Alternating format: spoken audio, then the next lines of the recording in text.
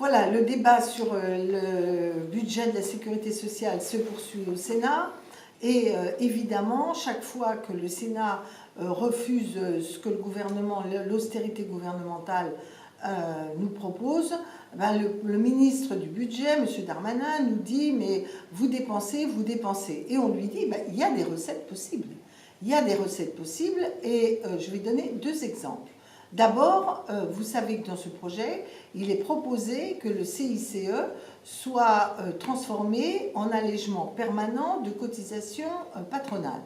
La réalité est que ce CICE a évidemment été totalement inefficace et pour l'emploi et n'a pas été déterminant pour la compétitivité nationale.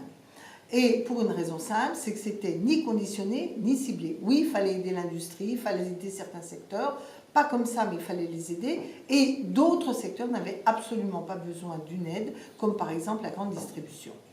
Et en changeant la méthode qui fait passer d'un crédit d'impôt à un allègement permanent de cotisation, on empêche le Parlement, le gouvernement, la puissance publique de conditionner ces aides. Et on devient un allègement systématique qui ne peut plus être ni ciblé ni conditionné. C'est très dangereux. Et par ailleurs, sur les 27 milliards qui sont dépensés, il y a la moitié qui ne sert, au moins la moitié qui ne sert à rien.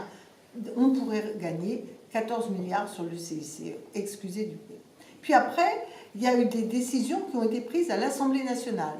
Ah, dans leur grandeur, les députés de La République En Marche ont voulu faire des cadeaux fiscaux aux cadres et dirigeants du CAC 40 en reprenant un dispositif de la loi Macron qui, quand même, au bout du compte, avait été modifié, à savoir de donner un allègement fiscal considérable aux actions gratuites versées à ces cadres dans le cadre du CAC 40, on n'est pas dans le cadre des start-up et des petites entreprises, pour les salariés du CAC 40, de faire baisser l'aide donnée aux entreprises et la fiscalité de ces actions gratuites, qui au passage ne payent pas de cotisation sociale.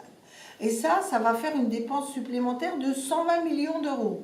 Alors si on compare tout cela, on se rend compte qu'il y a des marges de manœuvre pour financer un haut niveau de protection sociale dans notre pays, sans le ruiner, sans accroître les déficits publics, voire même dans certains cas en les réduisant.